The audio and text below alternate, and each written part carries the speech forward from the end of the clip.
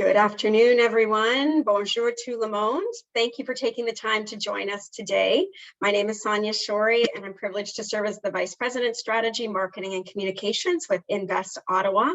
Welcome to Driving Customer Success, an International Women's Week event. I'd like to begin today by acknowledging that the land on which we gather virtually is the traditional unceded territory of the Algonquin Anishinaabe people. We're grateful to have the opportunity to be present in this territory and come together as a national community. Further, I want to respect and affirm the inherent and treaty rights of all Indigenous peoples across this land. We recognize the contributions of the Métis, Inuit, and all Indigenous peoples have and continue to make, both in shaping and strengthening this community and our country as a whole. We also want to extend our sincere support to the people of Ukraine. Our thoughts and prayers and hearts are with you. We stand united with you, and we call for global peace to all those impacted by strife, including support for those in Russia who are fighting for justice. Here at Invest Ottawa, those of you who are acquainted with us, you know we are incredibly passionate about entrepreneurship and propelling the growth and success as best we can of all founders from every walk of life. Today's event is truly dedicated to you. If you are leading a scaling company and striving to achieve revenue growth through existing customers by maximizing customer outcomes, return on investment, and success, this event is for you. It's your exclusive opportunity to gain inspiration and actionable insight from Allison Pickens, one of the world's leading experts on customer success and recurring revenue growth. Coming to us direct from Silicon Valley, Allison is a solo GP investor, independent director of the board who spends her time supporting CEOs and their teams. She's a world-recognized expert on how to grow through your existing customers through better adoption, retention, expansion, and advocacy, having invented, refined, and popularized many best practices in this area.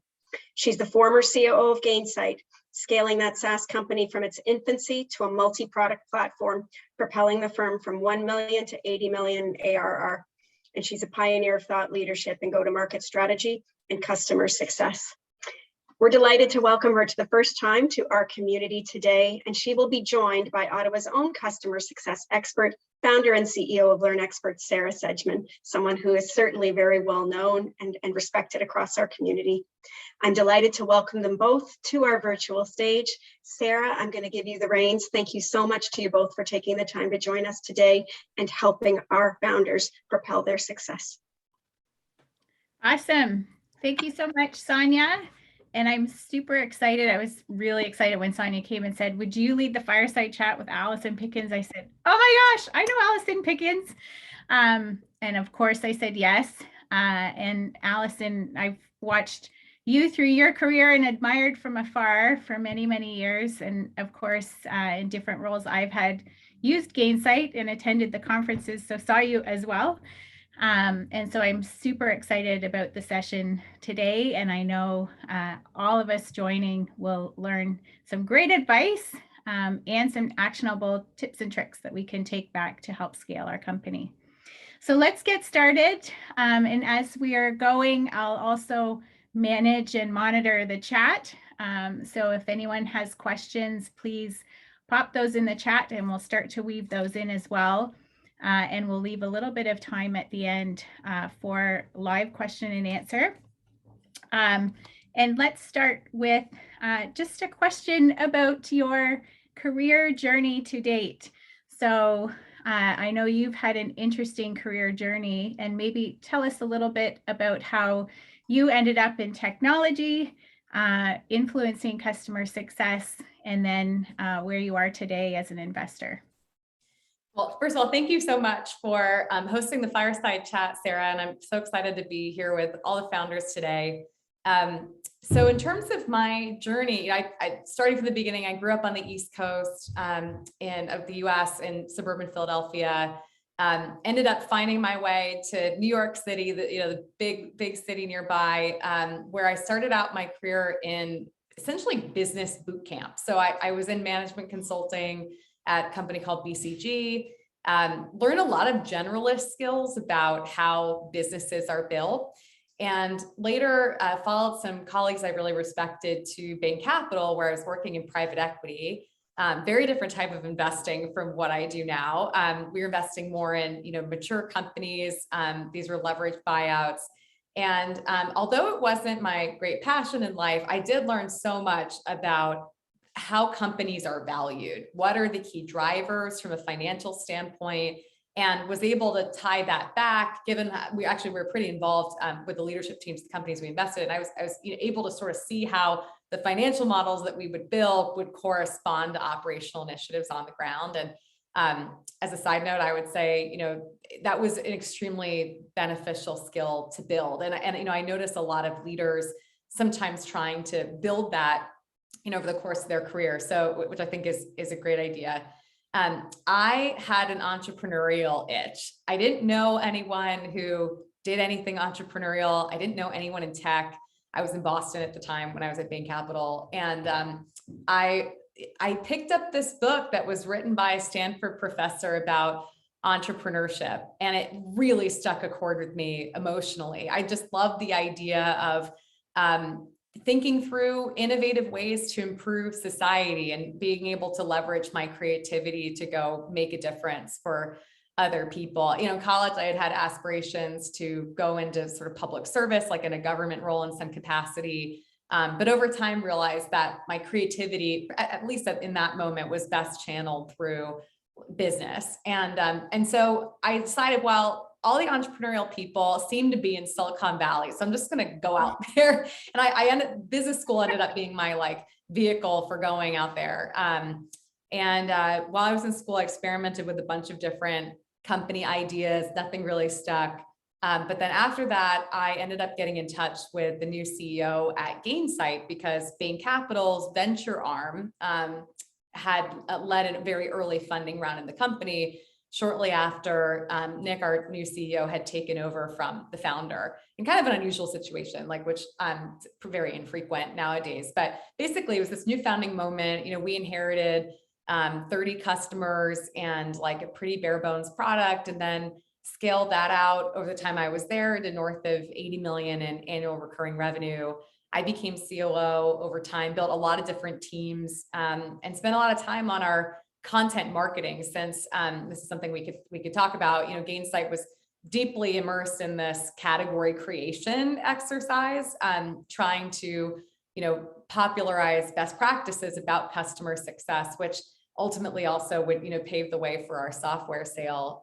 So because one of the teams I was building was the customer success organization, I ended up being at this locus of incubation internally, hearing feedback from our customers, engaging with the community, and trying to sort of gather a lot of the things that we and people were learning about this very nascent at the time profession.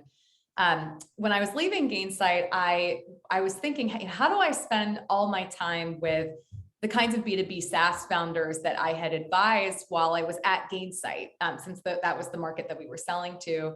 And kind of through a winding path, realized that by investing in these founders, I could formalize relationships with people that I wanted to work with. So I raised a venture capital fund, which I'm the sole general partner and really the only person working at it. There are a lot of service providers that help me, but really it's just me essentially as an angel investor, but with additional capital sources. I invest in companies across stages, everything from pre-seed to pre-IPO, since Gainsight traversed those stages, and I've worked with companies across them. And I also spend my time as a board director at DBT Labs, which is a data transformation company, and a public company called Commvault, which is making the transition to SaaS and recurring revenue. So, in a way, I have a portfolio approach, but I'd say actually the way I spend my time is a lot more consistent with that, which is kind of like I'm a fractional independent board director to a lot of different companies, and still writing a lot, speaking sometimes, and excited to engage with founders in different ways. Awesome. And I'm sure those companies really benefit from your experience, which we'll talk about next. And I do want to also get into talking about how Gainsight influenced that customer success, because I think a lot of companies followed you're a great example of how successful that was. But maybe let's jump into Gainsight a little bit, because it's software and a company focused on customer success and the journey, which I know a lot of people joining today are interested to learn about. Maybe tell me a bit about your time at Gainsight. What were some of the things that the company did, or you and Nick did, to scale the company from 1 million to billion, and what challenges did you navigate to achieve success? A lot of the founders and the leaders joining today, they're trying to scale their companies quickly as well, just like you and Nick did so many years ago. Yeah, it's always a challenging question to summarize everything that worked and didn't work over a 6-year period, but I've tried to put together some thoughts about things that we did well. I'm also happy to talk about, mistakes that other folks can avoid. I'd say, especially in the early stage, we really nailed some key pillars of category creation. As I mentioned, category creation is essentially like, how do you help define together with your customers a new type of software that is serving a specific pain point, essentially carve out a space for yourself in the broader tech stack that your customers have. As part of that motion, in the early days, there were a few things in our favor. One was we had what we like to call people market fit, which meant that we had the kind of culture and personality that really resonated with the personalities of the people that we were selling to. If you think about, first of all, there's a whole variety of personalities in the customer success world, but especially in the early days, customer success people tended to be gregarious, social, really interested in helping, a little more extroverted, like to spend a lot of their time with other people. And we were people like that too, like the kind of people who the people who were building Gainsight were like that. And so initially, when the market was pretty crowded, actually, with a number of different customer success providers, I think the fact that people liked us, frankly, was really important. We also did a lot in terms of career empowerment for the customers that we were selling to, and generally folks in our community. We saw software as being a tool that people would use to advance their careers. And the career empowerment really was kind of one of the ultimate outcomes that customers would achieve in using our software. So we took that angle pretty seriously and championed a profession, through content, through events, but also through certifications that we produced, courses, helping to place people in jobs. I can't tell you how many people came to us and said, "Hey, I'm looking for my next job," or "Hey, I'm looking to hire someone. Do you know anyone?" And we literally had a Google sheet where we would match people. We always joke, what's that? Amazing.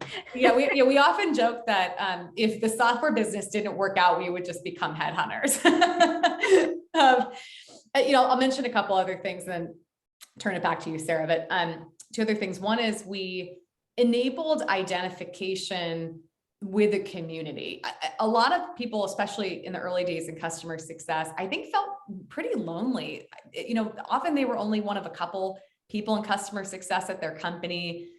They might be sort of at the bottom of the totem pole, so to speak, bottom of the ladder, in terms of like hierarchy at their company.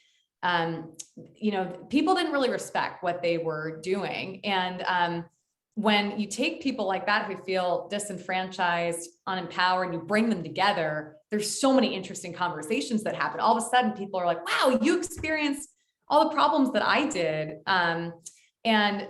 Bringing people together, I think, made people identify the community and the movement with our software, which helped us grow the business. And then finally, I'd say, the product leadership in the early days was really important. We were able to, I think, create links between the career empowerment that we were looking to generate with the product. So as I mentioned before, these were actually features that would help you do better in your job and ultimately grow your career.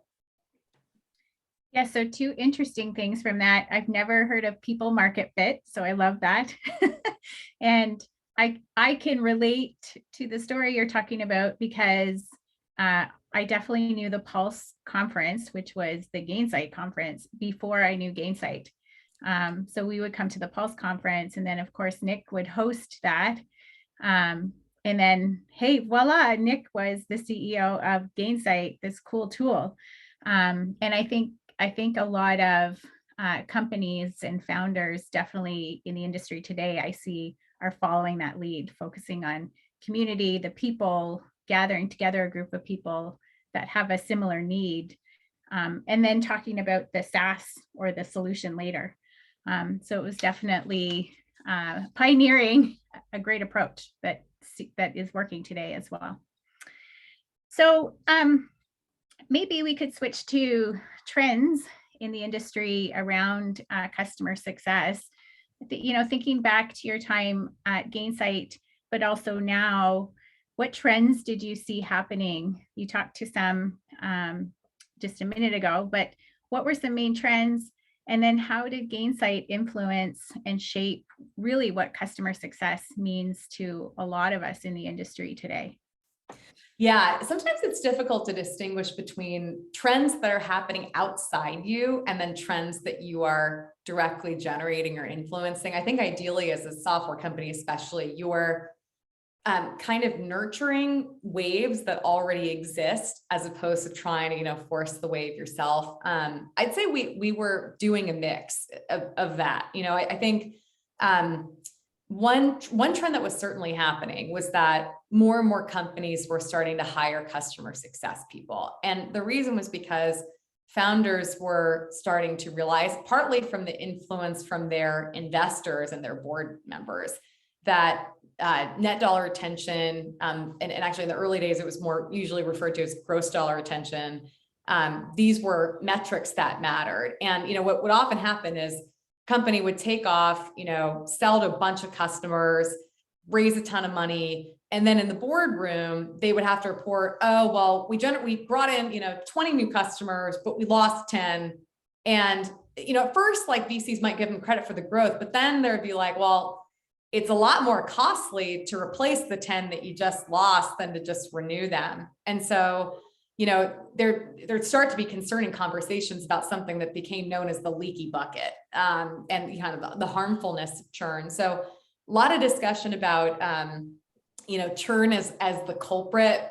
We even, actually right before I joined Gainsight, had written a children's book about Sally and the churn bot. It's the churn bot being this kind of like evil robot that was, going to destroy the city. It was actually, by the way, in terms of category creation, this is an effective tactic because it meant that people who often had ill-defined jobs could go home and explain to their kids what they did at work. And, that was, I think, impactful for them emotionally.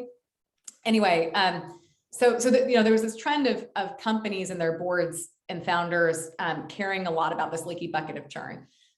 We, besides facilitating dialogue about that and finding ways to help companies prevent churn, we did a few more deliberate things, like we popularized the executive roles related to customer success. In the beginning, customer success managers often reported into salespeople or like some other generalist leader.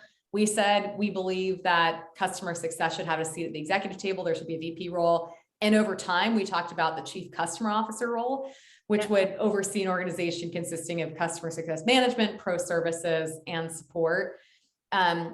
We also popularized the role of customer success operations. We said that just like sales teams have sales ops, customer success teams have customer success ops. And as a VP, you need that person to help you instrument processes across your team that are scalable, identify, data that helps you understand your customers, help you forecast, help you staff customer success managers with accounts, and generally, run your team. And, the CS ops role, besides, I think, helping teams manage themselves better, help, especially being an enabling function for the VP, these ops people ended up also being the administrators of our software. So in a way, we created a role that was required in order to have our software be like adopted and implemented.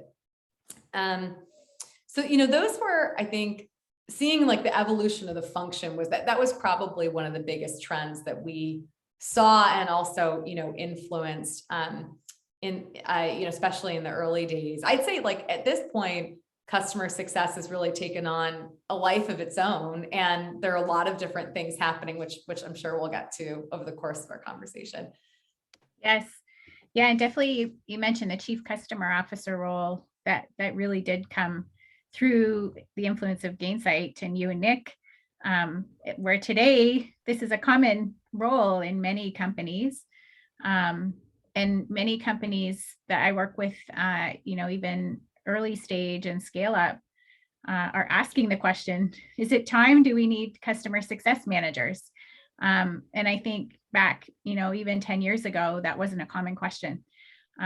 So I certainly saw the evolution of that throughout the last 10 years.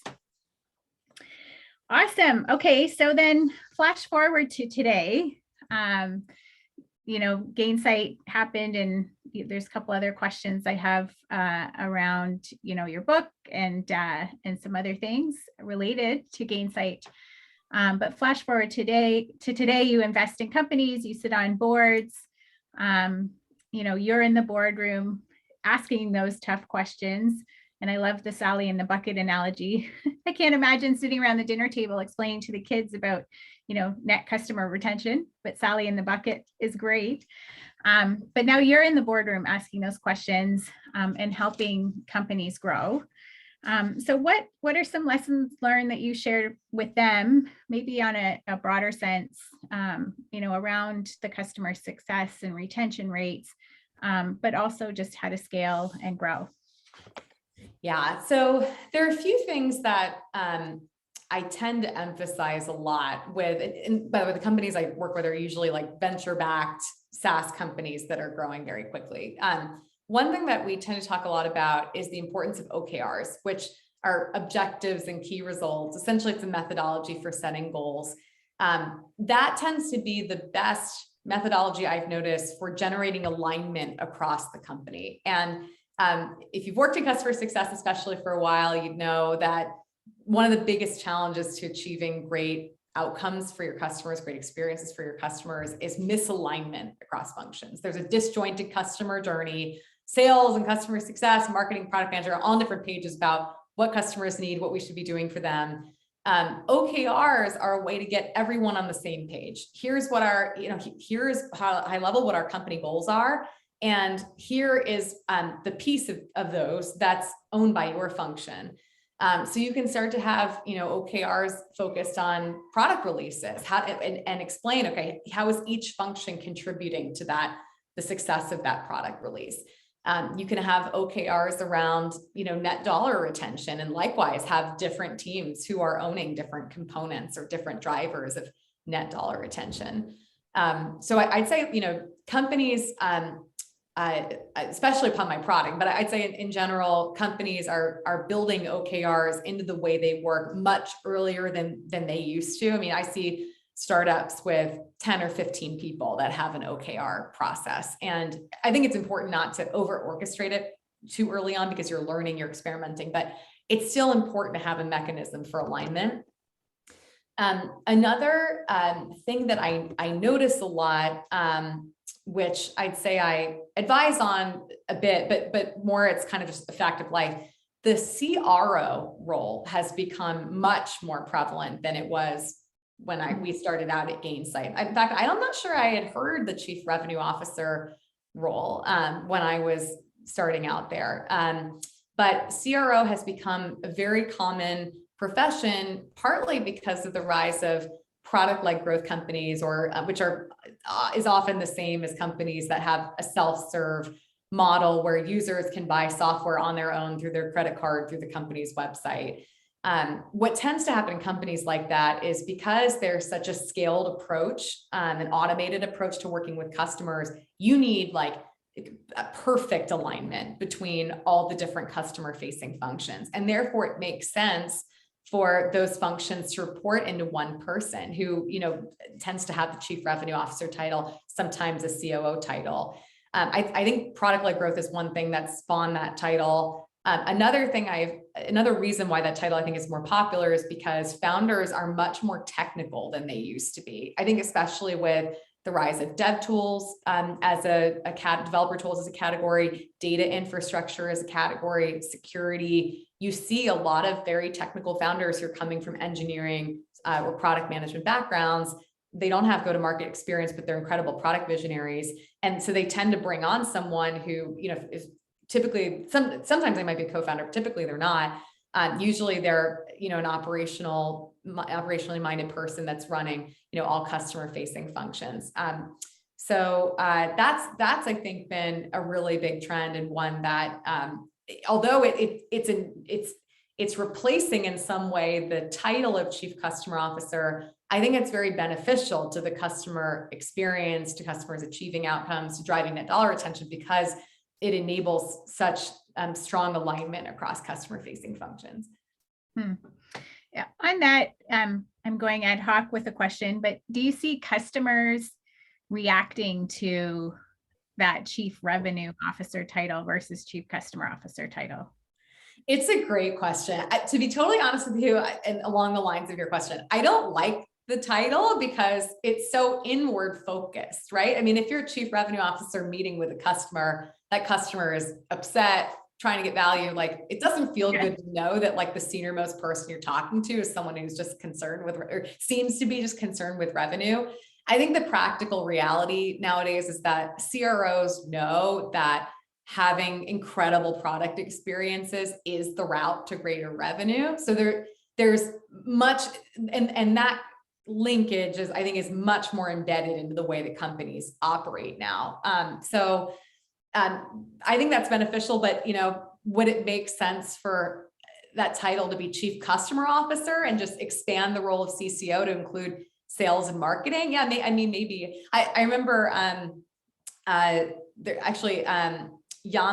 Rangan, who used to be in a kind of COO type role at Dropbox. She chose the title Chief Customer Officer, even though she was running marketing, sales, partnerships, and other sort of go-to-market functions instead of Chief Revenue Officer or COO, because she wanted customers to know that she was so focused on them. And now she's CEO at HubSpot. So, shows that actually embracing that title can be good for your career path. Yes.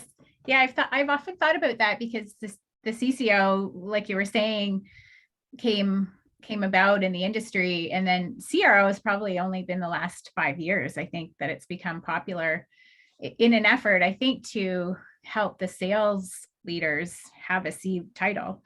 And then, then there's the CCO and the CRO, and companies are trying to make the decision on what is the best title to reflect what those roles actually need to impact and how they need to present to the customer.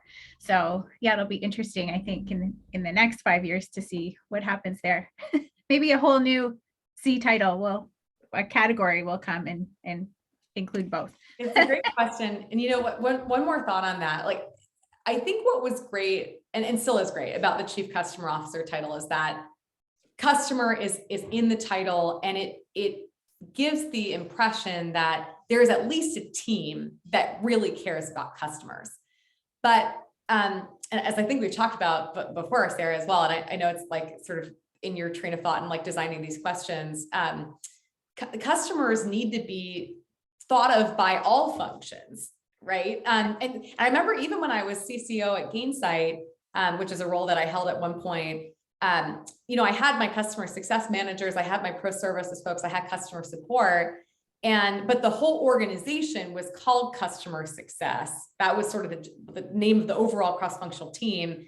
And we talked a lot about how it was sort of unfortunate that the pro services folks couldn't have customer success in their title, because we wanted them to care about customer success too. Same thing with support.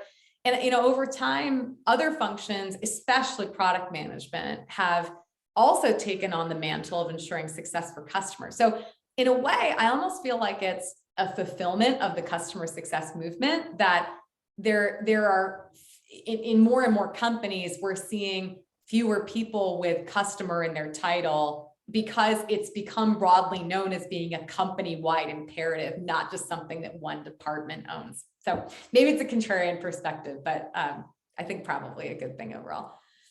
Yeah, maybe I'll jump to that question next, and then we'll get to your book, because I'd love to hear about that too and where we can get it. But how, like, I think the thought process around everyone should be a customer champion in the organization is starting to take hold. Partly, I think, because of the influence of Gainsight, and the thinking around a customer journey. So that's another term, I think, over the last 10 years that has become a lot more used by companies.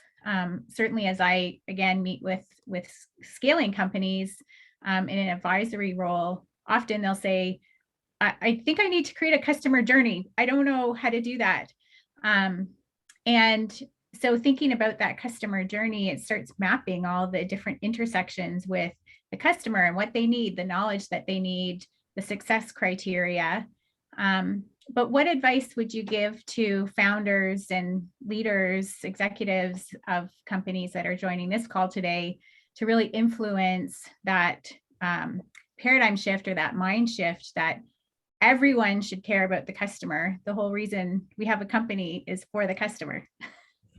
Yeah, definitely. So, I think that there's been huge progress in companies caring about customers throughout, as you noted. I think there have been a few reasons for that. I think one is that companies have become much more mission-driven or purpose-driven, where, founder presents themselves as saying, I created this company in order to see this particular change happening in the world. And the reality is that if you're a software company, the way that change happens in the world is by your customers evolving in a particular way. So, like, literally the mission of your company is tied up with the impact that you're making on customers. And so I think that articulating your purpose, also articulating how your company values pertain to your purpose, how you're going to, like, essentially embed your purpose in a way, and as well as, ensure you're interacting well together as a team and with your customers. That becomes, I think, very impactful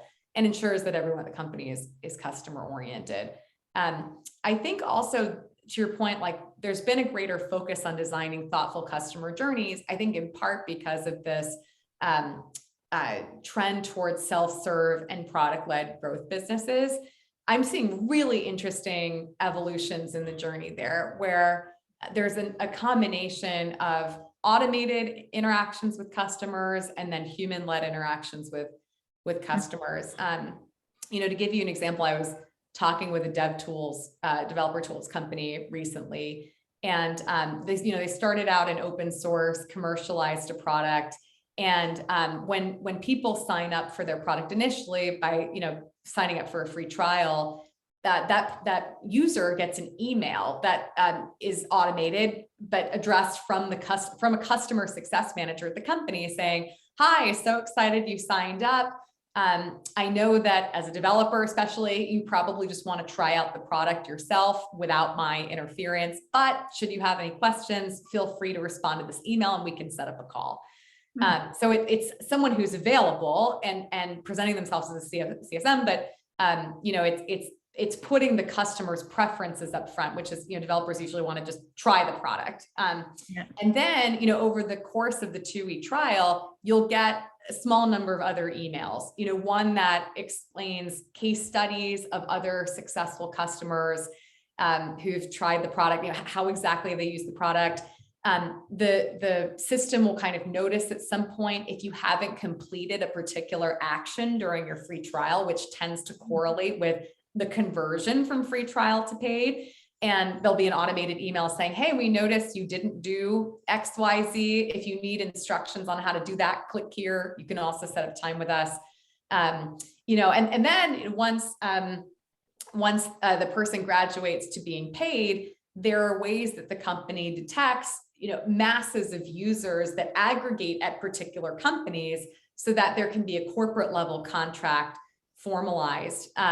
Now, this company in particular actually was able to get to 600K plus ARR relationships with really large companies purely through these self-serve mechanisms, like not even having to form a corporate level contract, Now they're thinking about forming corporate level contracts with some of these customers, which will probably sort of unleash even more available budget for them to tap into at these companies. And the founders saying, you know, like, I'm not sure I really want to have a sales team, because really the success of our company to date, their $10 million rapidly growing company, is entirely from just having an incredible product with, like, you know, strong customer journey. Maybe we should just have customer success people who like formalize these corporate level contracts and ensure that these companies are continuing to have great outcomes and experiences with us, you know, through the sort of, you know, self-led behaviors of these individual users, as well as through, you know, more corporate level relationship.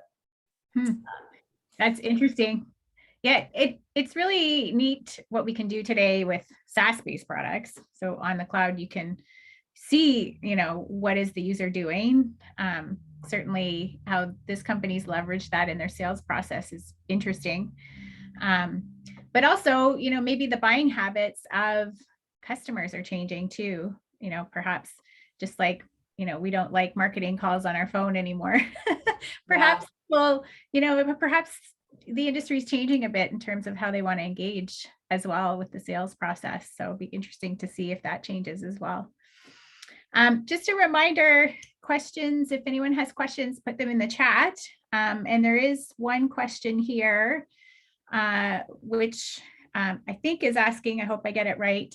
Are there, you know, one or two things or some things that the board can do to move the needle more to help companies really put a focus on the customer to drive net revenue retention?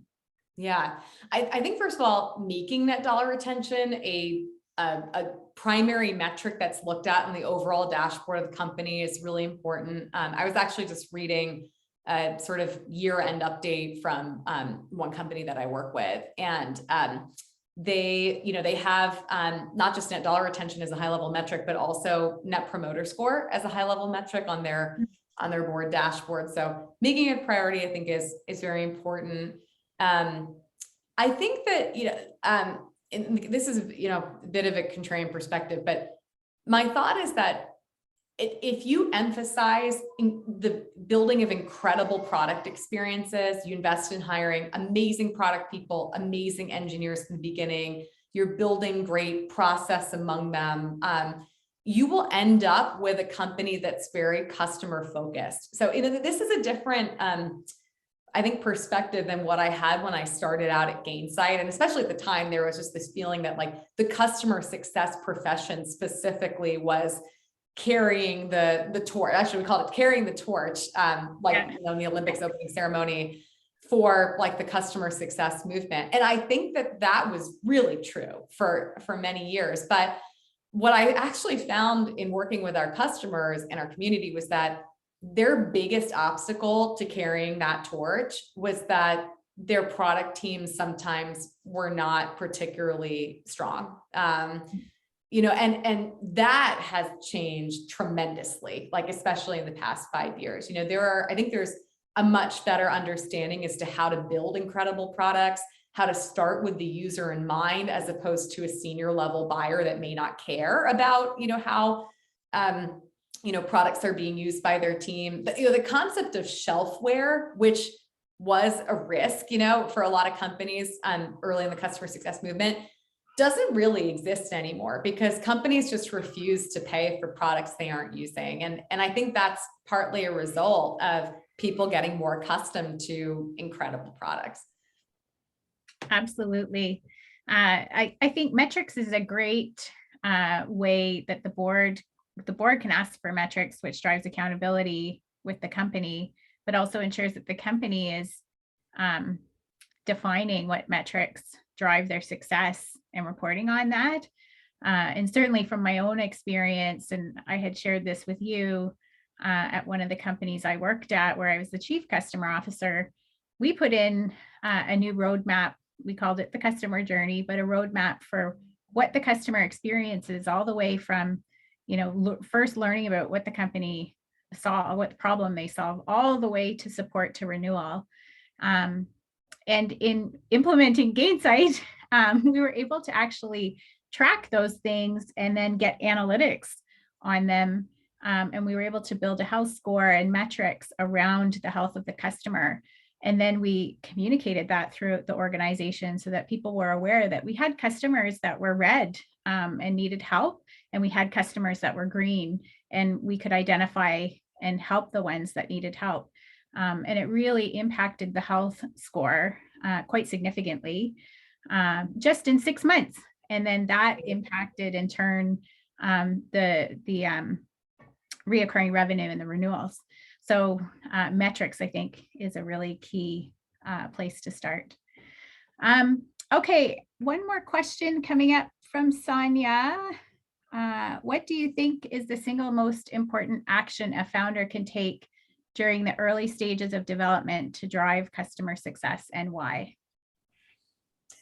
Well, in the very early stages of a company, typically there are a couple of things that happen. So the team will spend like a few months building a product, and they're working with design partners really closely. By the way, just the fact that they have early design partners that they're working with to like improve the product is an act of customer success. So I think the fact that like most startups do that nowadays, very customer oriented. And then, as they start to amass more design partners, they develop a wait list of other companies that are looking to use their product. They tend to start gearing up for some kind of public launch. And usually there's like a big announcement around that, maybe a TechCrunch article that's also announcing their seed round. There's a lot of like marketing communications energy focused around that launch. After that, there tends to be, assuming the communications went well, a lot of signups for the product. And it's important to be prepared for that. I often see companies that do this well. The founder is budgeting a fair bit of their time to themselves onboarding new customers, even if they have a self-serve product, because they want to make sure they understand like firsthand what the customer is going through when they first experience the product. And that in turn helps them design a more scalable onboarding process that might be automated. I noticed that more and more startups are bringing on customer success managers as like their first non-technical hire because they want to make sure that like they have enough people who are, dedicated to onboarding. Often, those initial people are kind of hybrid product managers, customer success folks, because especially at that stage, what's most important for long-term customer success is ensuring that the customer feedback that you're hearing, the behaviors you're noticing, that you're baking what you want, into the product very early. Great. Okay. Let's switch to your book. And then there's another question I'll come back to that's in the chat. Okay, so in 2020, so recently, just through the pandemic, no problem, you published a book with Nick Mehta called The Customer Success Economic: Why Every Aspect of Your Business Model Needs a Paradigm Shift. And if anyone's looking for the title, it's in the chat. I saw Sonia put it there. And in that book, you shared some simple formulas, and we talked about that as well earlier in the week. But how would you recommend perhaps, companies think about these simple formulas? What are they? Or I think you mentioned even some of those simple formulas shift over time. So maybe elaborate more. Yeah, I'll mention actually two frameworks that were in the book. And then if I were writing a new book now, how would I alter them? So one framework in the book, something we talked about a lot at Gainsight, which is CS equals CO plus CX, meaning customer success equals customer outcomes plus customer experiences. The thinking there was, people were often trying to define what does it mean to have customer success. And what we said was that, look, you have to do two things. You have to generate outcomes for your customers from using the software, meaning they have to have ROI from their purchase of the product. And then two, the experience of getting to that outcome has to be pleasant. That means like being delighted along the way, ease of use, not having a lot of friction in working with your team. It's important to have both, not one or the other, because, you know, in particularly a top-down model, if you are let's say you're generating great ROI for your customers, but working with you is painful, they will probably renew their contract with you, but they probably won't expand for that new use case because they won't push it on whatever team is like looking for a new product. They might open it up to, you know, RFP. On the other hand, if people have a great experience working with you, they like you a lot, it's easy, your support team is great, but they're not achieving outcomes when using your product, they may not renew at all. This is the kind of conversation that you end up having with customers where they're like, hey, so sorry, we can't renew, but you guys are great. We love you so much. We still want to stay friends. And you're like, you're still breaking up with me. Like, don't tell me I'm a great person. You're breaking up with me. You need both. You need to generate outcomes and have great experiences. Now, in terms of how I would adapt that framework for, you know, 2 years later, as I mentioned many times, product-led growth has really taken off during that time. And so, you know, when you're in a self-serve model, outcomes and experiences are the same because you have an individual user that's just trying to get value. They're trying to make their lives more productive, and productivity is a ratio. It's like outcomes to how much effort do I have to put in? That's what productivity is. And so it's literally CO and CX like baked into the same thing. It's just a ratio, which is a productivity ratio. And so maybe I would call it like you know, CS equals like CO divided by, you know, effort expended. That's kind of like the new framework for the self-serve model. I'll mention one other framework that I mentioned in the book and how I would change it. In the book, I describe 3 types of CSMs that I notice in the industry. The first is something I called CSM for the gaps, which meant the kind of CSM that is working with customers in order to essentially like Band-Aid over issues in the product. They're filling the gaps in terms of value delivery that the product isn't able to achieve. And I describe this role as usually counting as COGS, cost of goods sold, on your P&L, which is generally not a good cost lever drive. You'd rather be driving like sales and marketing because there's some impact on future revenue. And also I pointed out that this role becomes necessary because the product is deficient, which is, as I have noted many times, is not a good thing. And so I kind of, you know, I poo-pooed that type of CSM a little bit because ideally you don't have to have them. That's what I said. And then I said, you know, CSM number 2 is CSM for value delivery. They are like prescribing a new way of working and kind of helping customers go across this customer journey so that they can adopt best practices and transform how they're working. That's sort of taking for granted that the product is good. And so the CSM can focus on more transformative activities leading to renewal for your company as well. And then there's a third type of CSM, which was focused on value capture, CSMs who actually own an upsell target. And so maybe the product is so good and value delivery happens so seamlessly that the CSM can focus all of their time on upsell. Now, I think this framework made sense a few years ago, and it made sense in the context of a top-down model. But there have been a couple categories of software that have challenged my thinking on this. One of them is like very technical products, which might be data infrastructure tools, developer tools. In situations like this, what makes a lot more sense, and particularly because most of these companies have to some degree a product-led model, is you have 2 people working side by side with the customers across the entire customer journey. There's no handoff. You have a salesperson that's owning revenue throughout. And then you have a customer success person that actually probably has the title solution architect. And their job is to be really, really deep in the product. They might have even been like former engineers themselves. They don't own revenue. They don't own a renewal target. They don't own expansion. But their job is to really be, you know, a deep expert, which ultimately is what helps customers be successful, is having, you know, deep technical expert.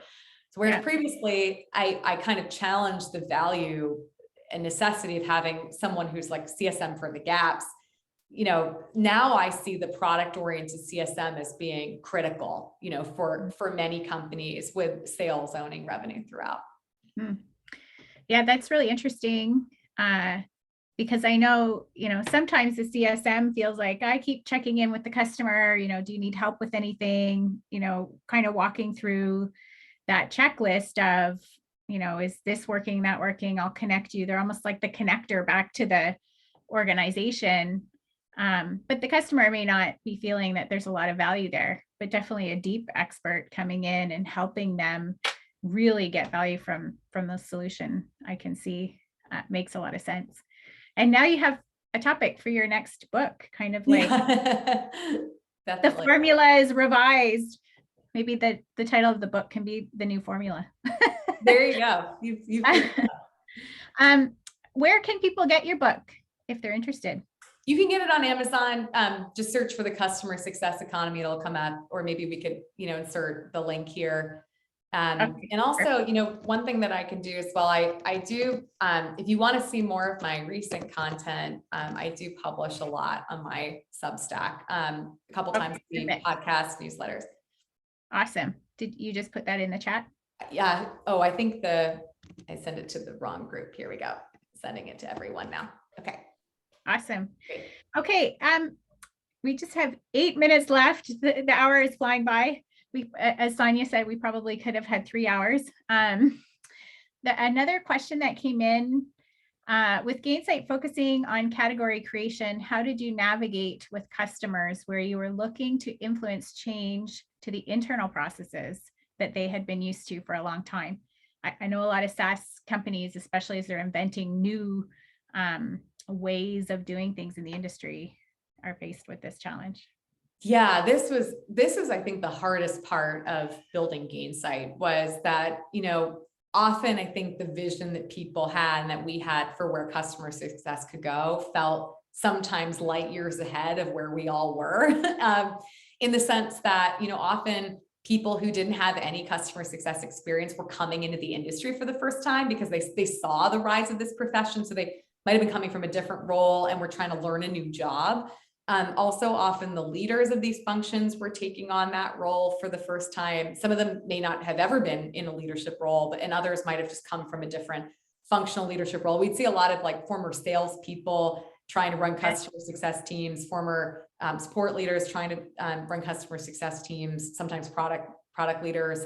And then, so everyone was kind of learning about how to do this new job. And it meant that people, frankly, got fired a lot. I mean, we would see a lot of customer success teams being disbanded, reorganized, leaders leaving after 18 months. It might have been the CS leader was frustrated that the CEO didn't understand customer success, or it might have been that the CS leader was failing. And maybe it wasn't their fault. Maybe it's just a really hard thing to do. And people were really, frustrated with, founders were really, they might have been really frustrated by kind of the lack of support that they were receiving internally. So I think the sort of volatility among these teams was challenging for us. We were often in roles where we were coaching people on, how to do the profession in addition to how to use, in order to help them figure out how to use the software. We became very prescriptive over time in a more methodical way to help people learn how to do the job and also adopt software. And by the way, we were learning at the same time. So that was also difficult. It's not like we were made experts on this topic. We had to learn too. So yeah, lots going on. We ultimately created something that we called the elements of customer success, which was sort of a reference to the periodic table of elements in a chemistry context. We had this grid that had, each box was a different outcome or a different goal that customer success teams would typically have. It might be life cycle management, renewal management, product experience, things like that. And then for each element, we would have certain processes that we would recommend. And sometimes they would vary depending on the type of company, but we like to have, pretty specific general best practices that could then be instrumented easily in our software. this actually gets, I talked about people market fit before. I think there's another sort of variant of product market fit, which is the more well-known term, and that's outcomes, product outcomes fit. How are you mapping your product to the outcomes that you're helping your customers achieve? It's kind of like taking a challenger sales approach to your customers, where you're helping to, in a thoughtful way, like challenge your customers about the assumptions they have about how they should be doing their jobs, and then guide them along to a certain outcome. Final thing I note on this topic was that it was pretty motivating for customers to use Elements because, one, it was much easier than trying to reinvent the wheel, but two, we did a benchmarking study where we were able to show that as you adopted the Elements over time in 3 different stages, companies would achieve, it was a 13 percentage point improvement in gross dollar retention and a 33 percentage point improvement in net dollar retention. So, if you present a customer success leader and a CEO with those improvements, they'll say like, sign me up. A great motivator to be on this more prescriptive path. Absolutely. Sign me up, 100%. Okay, so we are nearing the end. I'm going to end with a last question, and then I know, Sonia, you have a few last conclusions. So maybe just what would be, the top 1 or 2 things that you would leave the founders and the executives who have attended today with? Let's see. So, I think the final topic that would be fun to cover is something that I call customer-led selling. I started sort of blogging a little bit about this back in like 2017, where the notion was, it's kind of fascinating how much cold calling there is still in our industry, where, salesperson reaches out to someone cold. Probably all of us have received messages like this on LinkedIn in particular. And, often you just ignore the message. Mm-hmm. But I think one of the reasons is because, first of all, you may not trust this person, but also when someone's pitching you a hypothetical value that they theoretically could deliver, it just doesn't sound convincing. As a recipient of one of these emails, I'd so much rather hear, here are a few companies, like literally, or maybe even people that that have used our product and achieved a lot of value. And here's them talking about it, right? Like that would be interesting. Be like, oh, I didn't know that Sarah was a customer of XYZ product. And oh, here's like a video clip of her talking about why she loved this product so much. Well, I trust Sarah's judgment. Maybe this could be appropriate for me too. So, I started kind of blogging about this 5 years ago. And then last year I tweeted again about it, or I posted on LinkedIn, and I ended up getting connected with the founder of a company who was enabling this. And it was like, we ended up having this total mind meld about it. And, he actually had a much better way of orchestrating this than I had even envisioned, which is usually the case with like founders and their investors. But I'm gonna make a shameless plug for this because it took me years to find it. Now that it's here, I'm like all about it.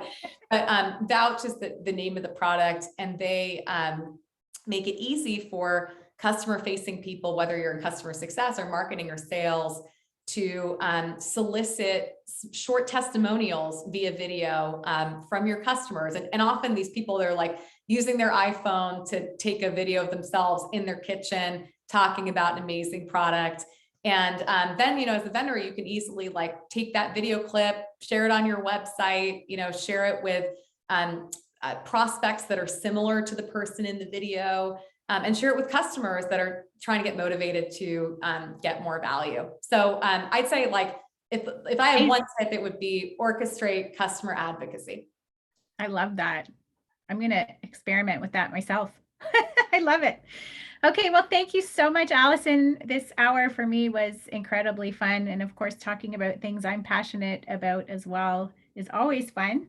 And I learned more from you in the last hour again. So thank you for that. And I'll hand it over to Sonia. Thank you both so much. This was an incredible masterclass. Invest Ottawa is going to share this so broadly. I've had so many comments, both directly and through the chat, about will this be made available? Just an incredibly rich interview with so many practical insights that you can implement to drive that recurring revenue and customer success. Thank you both for being role models, for joining us today and sharing so openly with all of the incredible insight you have that we can put to work. We're going to look to put it to work inside Invest Ottawa. I'm going to be rewatching this probably twice to take all of that rich content in. It was a pleasure to work with you both. Thank you to everyone who's joined us. Watch our website, watch our social. We will be sharing this interview broadly and helping you put it to work. Thanks very much, everyone. Have a great day. Stay healthy and safe.